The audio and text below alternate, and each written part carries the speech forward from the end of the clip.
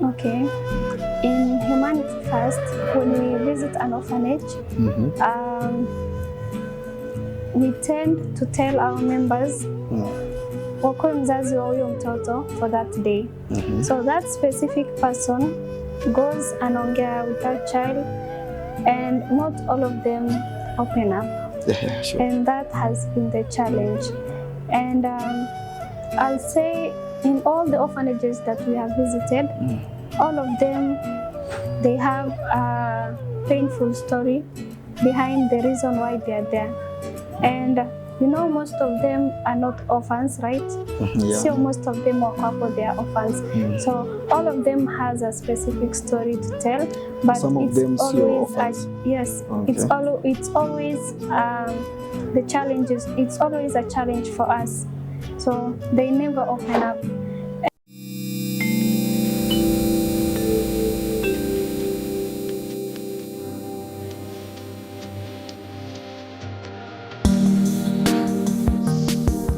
Watazamaji popote pale mlipo, najua mko mnasema Mhenga vipi Kiswahili kilipotea?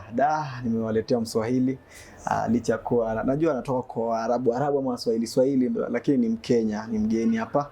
Bila kuwasahaulisha ama kuwakumbusha tu, DSM Media siku zote na Mhenga Gee, jina langu. Acha kwanza introduce, acha tumjue mgeni, alafu tuendelee. Vipi sasa? Hi, zote ni salamu zako. Hi, assalamu alaikum. My name is Mhenga Ibrahim. Hilo ndio jina lake. Basi siku zote Waswahili nao wakukosea walipotema utemi tema tuliotema na watemi utema wa kwamba subira uvuta heri, na ukweli umedhaliwa basi ulishadhihirika dhahiri shahiri, nami hapa sina budi kusadiki. Basi watazamaji, kualete tu kwenye topic ya siku, from pain to purpose. Hao ni walugha kimombo walisema hivyo, yani kwa lugha Kiswahili tu ni kwa njia za majaribio, alafu hadi mtu anakuja na anajipata ameshafika pale penye kila mtu anatamani kuwa. Wale ambao wanasema you are living my dream life, and here Mhenga Gee, I know I'm living your dream life. Many of you people there. So Mulki, welcome to DSM shows. We're happy to host you here and feel welcomed actually. Who is Mulki? Mhenga Ibrahim is she's a daughter, she's a sister, she's a friend to many, and she's a leader, and also she's a mentor to those people who look up to her. Wow, umesikia, she's a daughter, and actually amesema title mingi, and I've been telling you my viewers that ukiulizwa maswali kama hii pia wewe at least find a reason, uchukue dakika 2 ama 3 kueleza about yourself zaidi. And unajua mimi nikiambiwa that who is Mhenga, just say Mhenga is the G, and Mhenga is the guy that anakuwa pale DSM.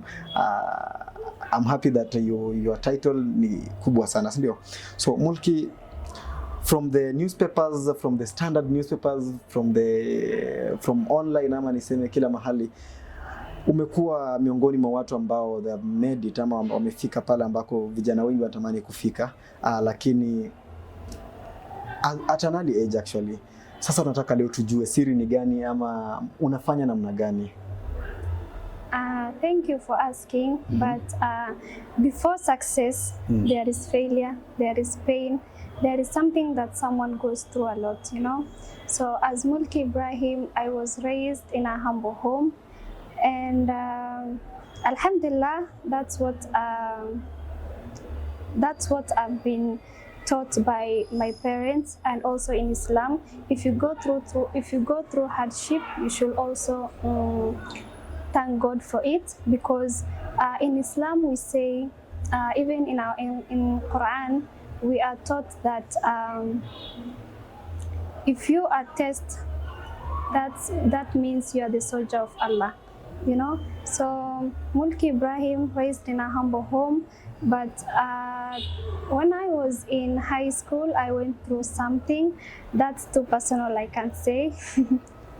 Okay, so through my middle age years, I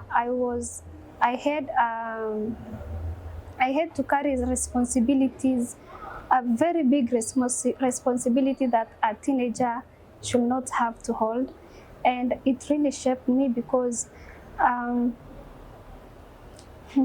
my parents were, I don't know how to say it, but Actually anasema that with time atakuwa bado anaendelea kujiintroduce. Actually as you're hearing from her, amepitia something ndo akafika penye yako. And Madam Mulki here from the show, mmeona tumewaeleza hapo, she's the chair lady of Humanity First Home actually, and that's an organization ambayo imejulikana sana hapa nchini Kenya. You know them, Sani Yahya is from that organization. Very prominent, very many prominent leaders wako pale, na hata government pia ime appreciate the organization, meaning penye Mulki ako actually is a very great place, and every youth pale nje angetamani sana kufika penye ako. And she's telling us that kuna ile life amepitia akiwa bado high school, hadi anasema kuna zingine hataki kusema. My viewers, meaning wherever you are, mahali popote ulipo, it's a process and it's a journey, right Mulki? Yeah, true. So Mulki, ni kitu gani ushawahi pitia kwenye maisha hadi ukasema kwamba Mulki, the daughter of the Islam people, the daughter of my mom and father and dad, naona hapa mahali sipachambui vizuri, like sioni nikipita. Okay. Those times I never thought that the things that I was going through, I always told myself that will define my future, but I was wrong. So your past can never ever define your future. Wow, that's great. And are you a firstborn nyumbani kwenu? No. Because I'm seeing viewers wananiambia you seem to be like a firstborn, unaonekana kwa firstborn. Mbona you take responsibility na hivyo serious hadi nawe si firstborn? Okay, as I told you, I was raised in a humble home. So since I was young, I just had that hiyo cheo ya kuwa parentified daughter. Oh, that's great. Na to now, ni nini umeweza kuwa successful in, ama nini umeweza kuachieve in life yenye unasema kwamba that at least sahi Mulki akitajwa tunaweza sema uandike will? Okay. You know there are many people there wakipewa nafasi ya kuandika will, actually atashangaa tu bibi anagawa nguo zake, anagawa viatu. There's someone I know actually pia niko sure, and he's my producer. Sijui kama anaweza peana kitu chochote kwa maisha yake, because now we want to hear from you. Wewe ukipewa hiyo nafasi, I know there's something una hold, something umeachieve, something umekuwa successful in. What is it? Okay, something I've been successful in is becoming a leader of Humanity First Home. Wow. And being a leader in Humanity First Home and doing charity, we have done a lot of things. Bringing smile to those fortunate people, to those orphans, is really a great thing. And it's not a will, but it's something great. Even if nikikufa leo, it's a reward, it's a continuous reward. So in Islam we say is a sadaqatul jariyah. Those wells yenye tunachimba, it's a continuous reward, even if it will be counted bado still ukiwa in your grave. So tukiweka will kando, so that's something great I have in hata nikikufa sahi. God forbid though. Amesema like hiyo ni kitu ambayo actually anajivunia for long. Umetaja this Humanity First Home sana, ndio? Tell us more about it. Okay.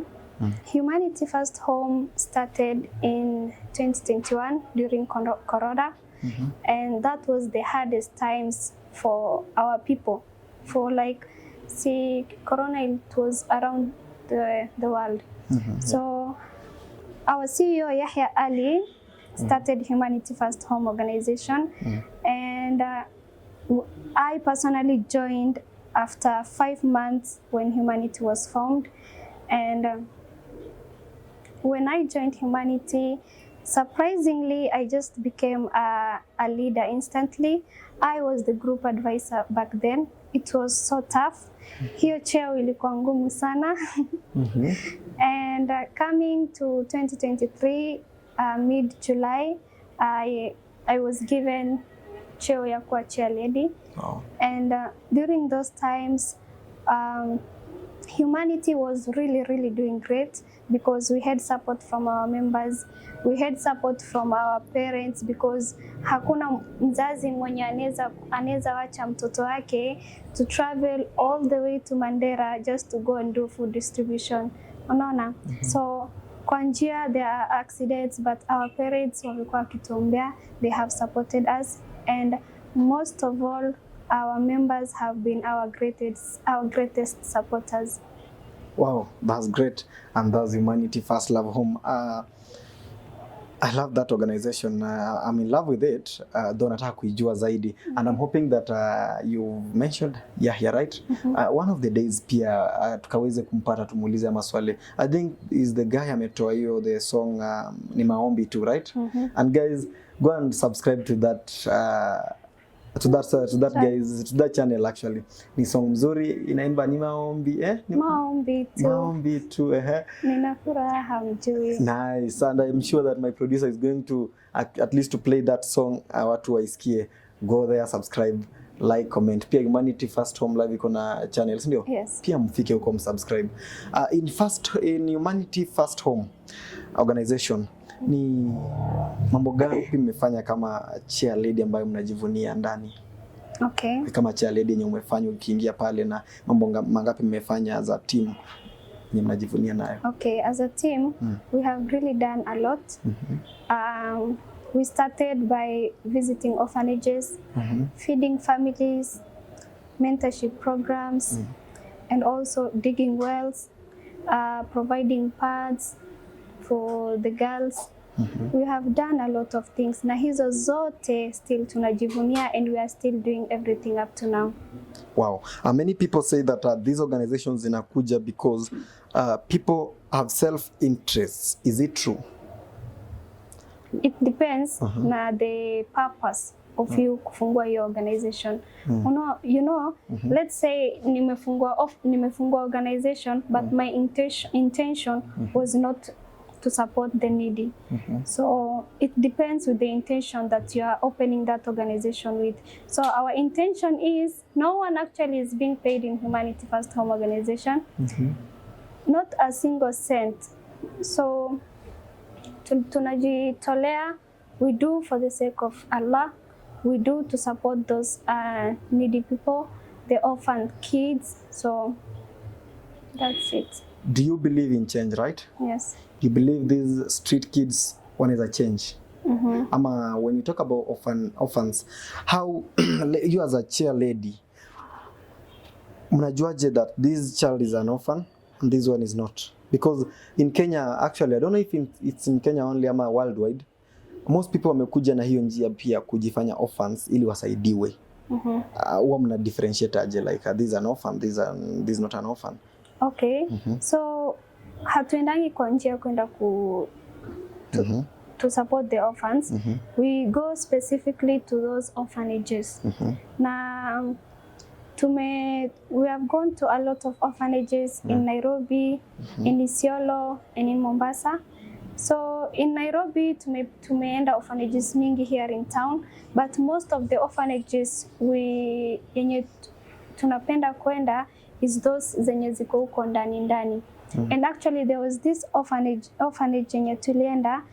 It was only ni two couples walichukua watoto from the streets wakaweka pahali moja, and then they started raising them. So we were the first people to go and visit them. So hatuendangi kutafuta who is orphan and who is not. That's great. So mnenda kwa the orphanage nishakuwa. Okay, that's great. I love that. And I love that. Pia kumekuwa na most asked question inaulizwa kila mahali that kuna namna government inakuja kutumia hiyo njia ama kusema kwamba ama mnatafuta njia ama mnatafuta usaidizi kwa government kutumia hiyo njia, that now we are going to visit a certain group, a certain orphanage. Now we want the government to come in. So ama kama unataka msaada government, let's use this way, let's create an organization, then we build something as a team. I think their politicians wako easier ku approach. So in that perspective, are they saying the truth ama kuna uongo iko ndani yake? I'll say it's true, but as Humanity First Home organization, we have never partnered with any politician, any government institute, hatujawahi. So hizo visima tumechimba, and everything we have done comes from the pockets of our members. Wow, that's great. And actually guys, umesikia, I think hiyo swali mliniuliza in the last episode, nilikuwa hapa na the another organization walikuwa hapa. I think if I can remember, kulikuwa na Bwana Chacha na Bwana Bi Halima. Watu wakauliza hilo swali. So I think Mulki Ibrahim hapa amewajibu vizuri that even though yuko, lakini in Human First Love Organization hakuna kitu kama hiyo. So I believe that pia hizo organizations zingine zitaweza kufanya kitu kama hiyo. And now my guys, it's story time. We need to know a lot from Humanity First Love Organization, and we also need to know a lot from Mulki. Like for example, Mulki, how old are you? 25. You can see guys, 25. At 25, she's seated here advising us. You can also make it, guys. Hata mimi, I'm very young. I'm very sure that I'm very young. Though even though naitwa Mhenga, the Mhenga part, avoid it. Nile nilikuja kitambo kidogo. You know, Mulki, I was there when you are not there. So Mulki. Yes. When it's story time in DSM, hapa watu wanasikiza sana. We want to hear the deep stories, deep conversations about now Humanity First Love, is orphanages zenye mmeenda. Have you ever met a child ambaye alikufanya ukamhurumia, ukaona kweli being an orphan ni kazi ngumu? Because most people say that being an orphan actually is not an easy task, because ulikuwa umezoea wazazi wako hapo, they'll buy you whatever you want, but now they're not there. Hauwezi pewa ile kitu unataka, you'll have to live the way utaelekezwa. So you've visited a lot of orphanages, right? You've visited a lot of orphans. You've interacted with them. Do you remember by any chance, ama in any instance, ushakutana any of them akupea story yake ambayo bado nakumbuka hadi sasa? Okay. In Humanity First, when we visit an orphanage, we tend to tell our members wakuwe mzazi wa huyo mtoto for that day. So that specific person goes anaongea with that child, and not all of them open up. Yeah, sure. And that has been the challenge. And I'll say in all the orphanages that we have visited, all of them, they have a painful story behind the reason why they are there. And you know, most of them are not orphans, right? Yeah. So most of them wako hapo, they are orphans. So all of them has a specific story to tell, but some it's of them always orphans. Yes, okay. It's always the challenges. It's always a challenge for us. So they never open up. And there was this specific orphanage I visited with my two friends. They are also the leaders. And fortunately, we went and visited with Obina. So the caretaker of that orphanage alikuwa anapeana painful story. She used to even stay nje with those kids. Alikuwa analia explaining that story. She used to stay with those kids, wanafukuzwa to the place they rented. Walikuwa wanafukuzwa, anaenda anakaa na wao nje for days, anarudi the community kiasi wanawasaidia, the same wanarushwa nje. So every orphanages we have visited, they have a painful story, and it's so sad. Wow, that's great. So mlienda huko na Obina to see them, right? Then the caretaker, so caretaker ali-identify watoto akaamua kukaa nao, life ilikuwa ngumu, like that's the story. Yes. Wow. Up to now, place yenye wanakaa, it's not favorable. So I think that now that's where the question lies. Wakati mlienda, mlimsaidia namna gani? Okay. So sisi venye tulienda ilikuwa actually last year, I think it was 23rd of December before Christmas. So tulipeleka tu chakula kiasi and manguo yenye tulikuwa nayo. And pia the team ya Obina walipeleka food, wakapeleka chakula, and alhamdulillah at least they got something. Oh, big up Obina, Joe, and big up Humanity First Loves. We are happy to hear that actually. Watu wengi huku nje wanakapitia guys, hawa watoto hawa the orphans wanakapitia sana, and ukiwa na kitu chochote pale, don't misuse things. Una watu wanachoma nguo, ndio? I think that's what you encourage people outside here, that ukiwa na hiyo nguo mbili, don't choma the nguo that hii nguo sasa imekaa sana, last for long, nasema hii sasa imeisha, acha sasa nichome. Kuna mtu anahitaji hiyo nguo sana. Unajua alisema ganda la mua chungu kaona kivuno. Hiyo ni Waswahili wanasema hivyo. Ile kitu unaona una misuse your time, kuna mtu pia anahitaji kuitumia huko nje na inaweza msaidia sana. Yeah, sure. If you have anything, clothes, kiatu, literally anything, you can contact through our WhatsApp or any social media at Humanity First Home Organization, or you can use at 0722 941 251. Repeat the number. 0722 941 251. Wow, that's great. So guys, kindly pia ukiona kitu unaweza wasaidia nayo, au like anytime wanaenda kuona watoto au wanaenda na hizo vitu wanabeba, wanafika huko wanawasaidia. So it's up to you guys, mkitaka kidogo about changes in your life, lazima mfanye hizi vitu, baraka ikuji venye mnatarajia hivyo. So acha tusikie about, tumejaribu pia kufuatilia about hiyo Humanity First Love, na tumeona pia mko na seasons pale, mko na what do you call them? Giving back together actually, I think that's it. So tumejaribu kufuatilia pole tukisikiza mnafanya nini na nini mnapeana, and how are you people caring about these kids, ama nini mna offer. So kindly if you can talk about it. Okay. Giving Back Together is actually a signature event, and big up to our CEO Yahya Ali. It was his idea. So we are at season 2, heading to season 3. We already did season 2 a month ago. So season 3 is going to happen in October 4th. It's going to happen in 2 counties, Nairobi County and Mombasa County. In Nairobi County, it's going to be on 4th of October. And in Mombasa, it's going to happen in 11th of October. And we are going to have season 2 together with our 5th anniversary AGM.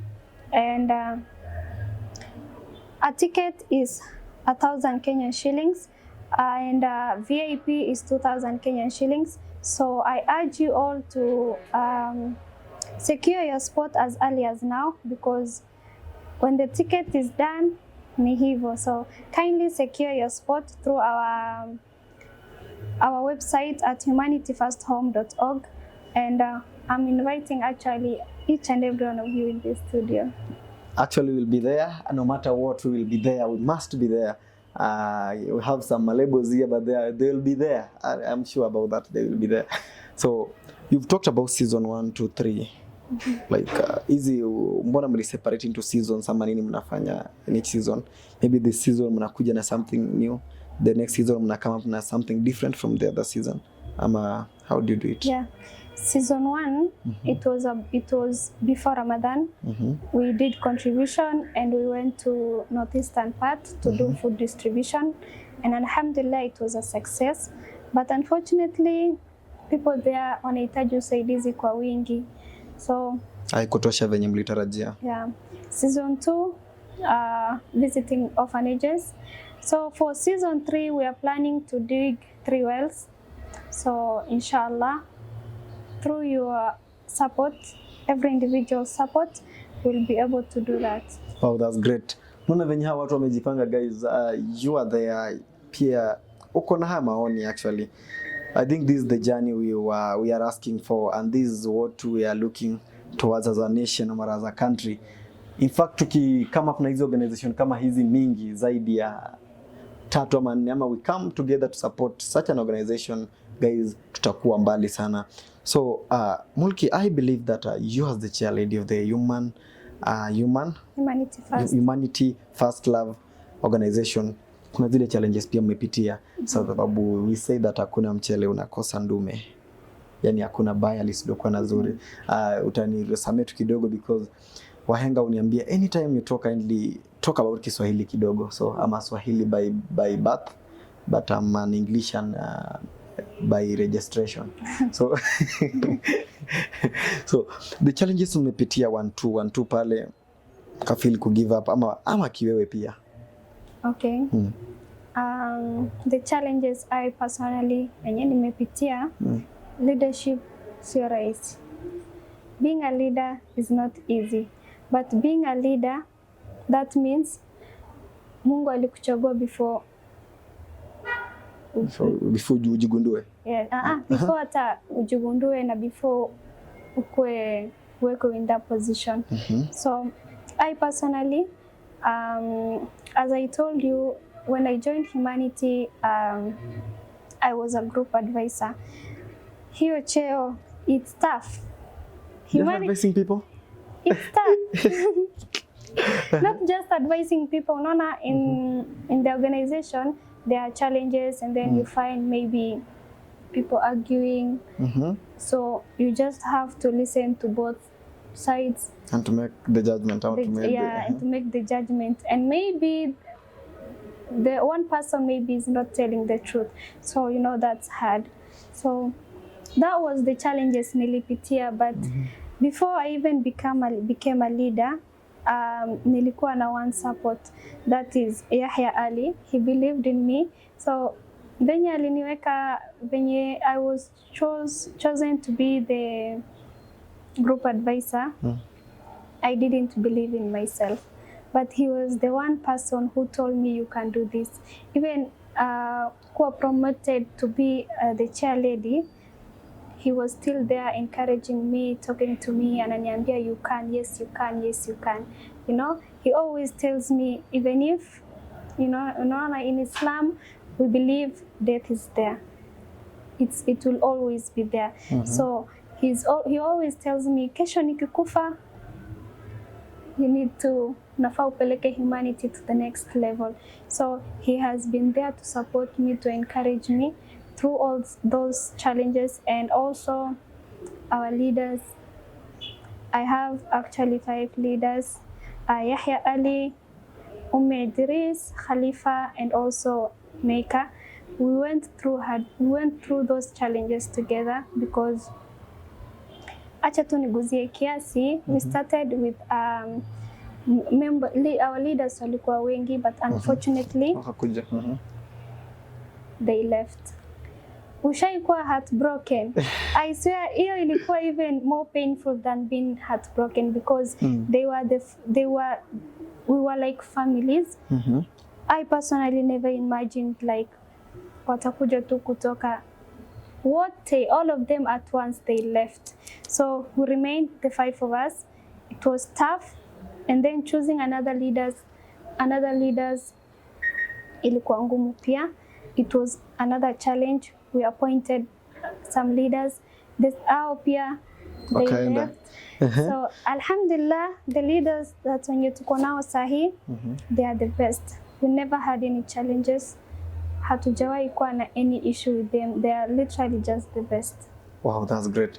You see, sometimes wanasema ni mipango ya Allah. Yes. Sindio? Yeah. So maybe wale walikuwa wanatoka ni mpate wazuri. And I've been telling people that whenever you lose something, kindly usianze ku regret sana. Regret kidogo tu, sindio?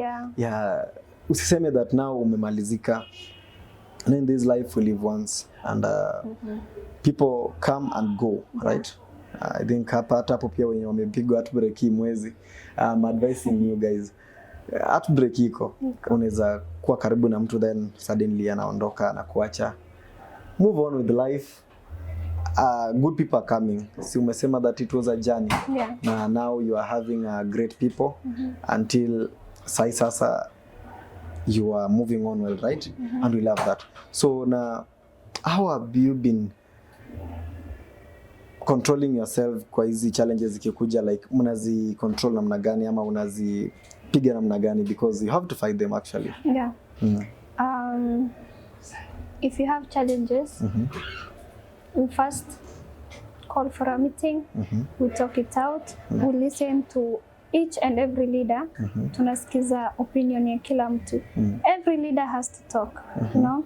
So kila leader akipeana opinion yake and we just come to conclusions.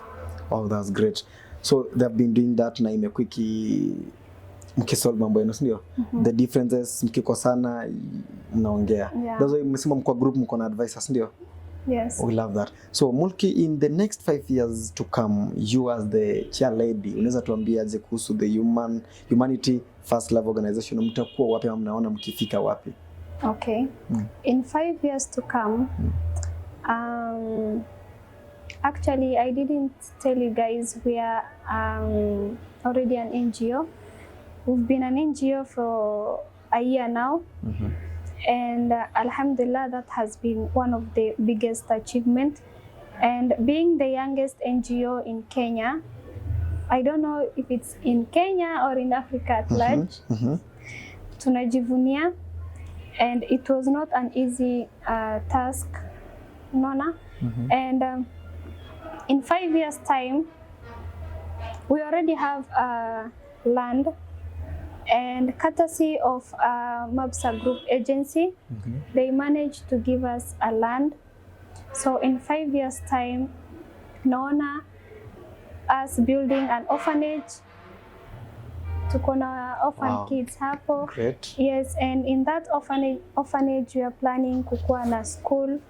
Literally everything that the kids will need in that orphanages. So we are looking for support, we are looking for donors to make that dream come true. And also we've been looking for the President of the Republic of Kenya, William Ruto, and we hope to get in touch with him. Oh, that's great. And I believe that maybe in one circumstance unaweza jipata ana watch this because the son George Ruto is our friend, so maybe anaweza kuwa na watch. If we'll share the link, he might say, let me have a watch of this kindly. Ni message gani ungetamani kumwambia?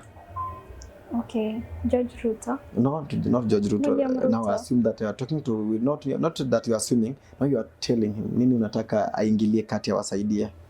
Okay.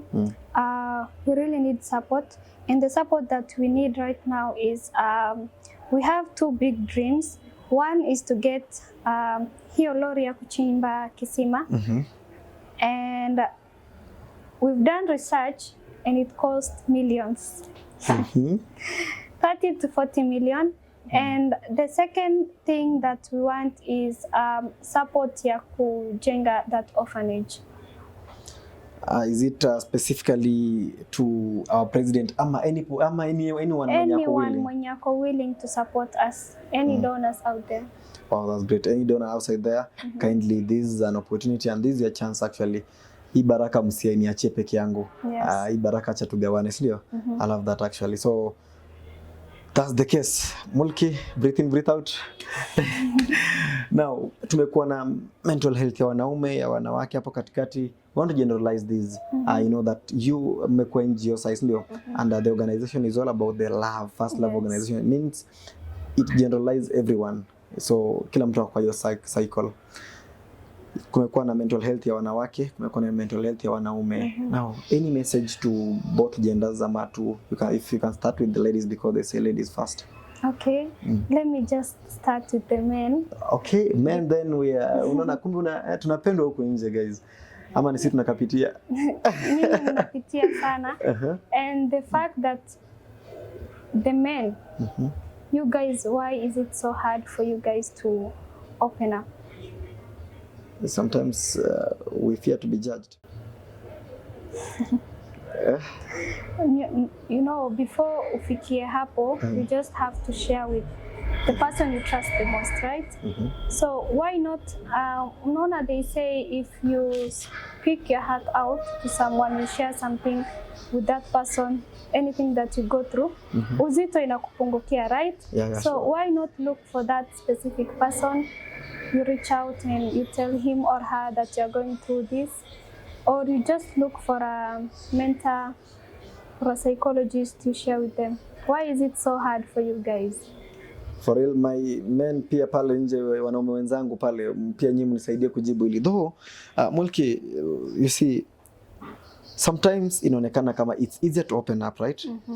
It's easier to talk about something, but it depends with the cycle you have. Maybe unajua wanaume ni tofauti. Mwanaume akisha lose trust kwa mtu, like hata mmemkosea mara moja then muombe msamaha kusamehe, trust ishaenda. So they fear that ikifika mahali maybe mmekosana, this person uliambia story yako atakuja aseme like that. Unaona, ndio maana unapitia kitu kama hii ya hii, na unaona they use it as a weakness. So maybe I might say that men fear to be judged, and wanaume ni wale watu wanapenda kuishi fake life because most of them believe that you can fake it until you make it. Though sometimes ukuajaba kwa uongo, lakini pia sometimes most people wame make it hadi wame fake it until wame make it. So bado pia ni reality. I don't know if you're getting my point. Yeah. But wanaume nakapitia for real. I know. So dear men, you are loved. Msiumie peke yenu. Reach out. Not everyone out there atakujudge. For real. That's a message kwa wanaume. Na pia umesikia actually this is a short story kidogo. Kuna this mwanaume alipatikana that bahati mbaya ameua bibi yake because of this thing. Alisomesha the girl dem kumaliza shule, akaamua akapata na type yake sasa. Unajua okay, I don't know why you ladies pia mnakuwa hivyo. Then the lady akakuja kushukuru huyu jamaa amsomesha, akamwambia that nakuja kuona kwako kesho. Then after amekuja kumuona hivyo, message alimwambia ni I'm having a wedding na I'm sorry to disappoint you, though I'm very grateful ulinisaidia. Mume akajipata amechukua kisu amemdunga akajipeleka polisi. So people were judging this guy. Is he wrong? Ama the lady ndako wrong? Because alishamuua. Okay. To the ladies, I think wanafuata pesa. You know, peer pressure huko nje. So to our dear ladies out there, peer pressure is bad. So usitake social media, watu wenye wanaishi huko social media, they are living a fake life. So peer pressure isikufanye you are just going to grab something that's not even your life. So just live your life and God will bless you time yako ikifika. Wakumbusha tu guys, iPhone isikufanye ukwe mtumwa. This is going to ladies actually. Kwanza kuna sai outbreak iPhone, though kuna nyinyi watu kama nyinyi mkiwa nayo, we believe in that. But these young girls actually, we visited school institutions actually, the colleges, the universities. If a lady doesn't have an iPhone, then anajiona kama hajafika mahali. So use the cheerleader. You've told us that you are once an advisor, right? I know you believe you understand these things. Ni message gani unaweza ambia ladies actually, because peer pressure imepanda juu, social media inawafanya, unajua kila mtu akipost video iko na high quality, everyone wants that phone ili record the video. Na the more anafanya hivyo pia the more anapea wanaume stress, because I've been telling the ladies, okay, si mbaya wanaume wafai kusema that wanawatumia ama huyu dem anapenda do, juu hakuna dem apendi do actually. But this man pia yeye ni mtu mwenye anatafuta, right?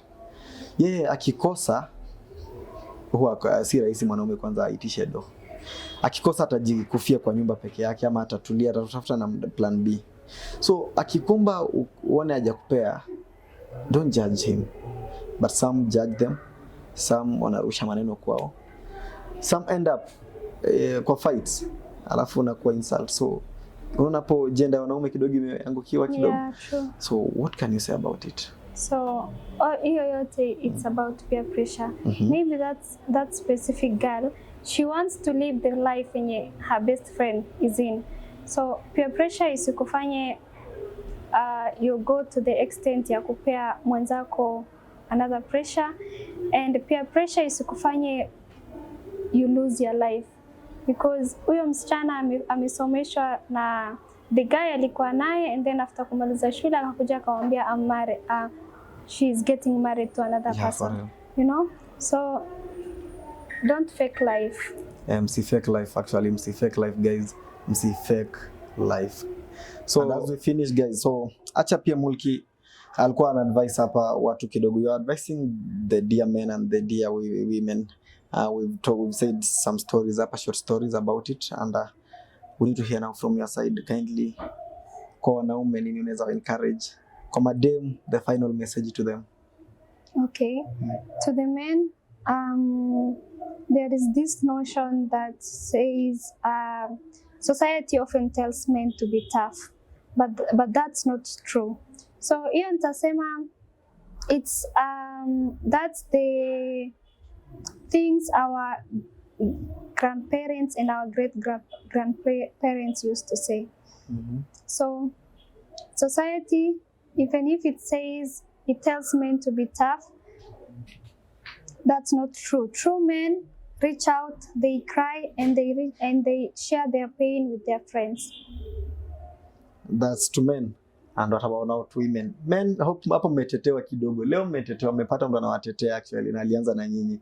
So I'm sure that this message imewafikia penye mko. What about to the ladies? To the ladies, peer pressure weka kando. People are living fake life out there, and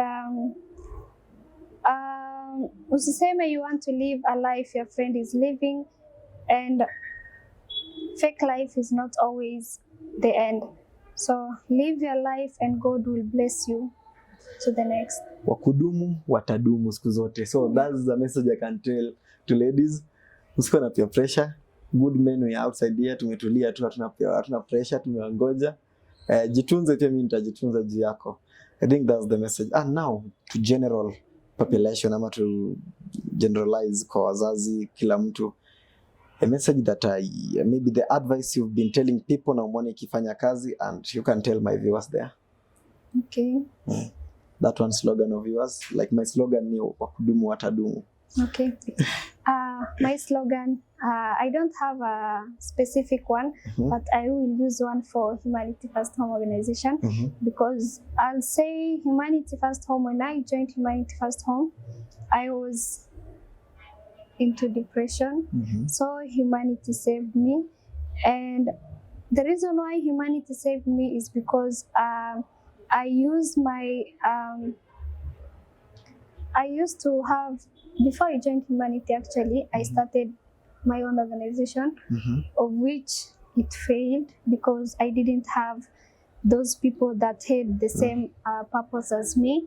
So that's when I joined Humanity. So doing charity has always been my passion since I was young. So one small act of kindness can save your life. So as our slogan for Humanity First Home says, one smile matters, humanity matters, and humanity will always and forever matter. Wow, that's great. In fact, one day we'll visit the First Love Home, to the First Love organization, tujue venye mambo yao inaenda, because actually mimi nimependa kitu wanafanya, and I'm happy that finally our topic imekuwa approached na imefikiwa. From pain to purpose, they gone through a lot, but at the end of the day wako na achievements na kuna bado vitu wanajaribu ku access, ndio wanajaribu kuwa successful into. I love that. Tunaweza wapata aje as a Humanity First Love organization pale mtandao ama anywhere? Okay, you can reach us through our social media account at Humanity First Home Organization. We are in Facebook, Instagram, TikTok, na pia YouTube. Wow, that's great. Alafu mtu akitaka kupata personal, hiyo nazo namba za personal accounts za human organization. We have our organization number, but you can reach out to my number at 0722 941 251. And guys, the agenda is to support Humanity First Love Home. Si eti kwenda pale hey sasa mimi ni ule nilikuona kwa show. Guys, stop that. To remind you, Mhenga Gee being my name, DSM Media, and this is Molki Ibrahim from Humanity First Love Home. And that's the end of our show. Let's meet next episode. Watadumu wakitaka kudumika.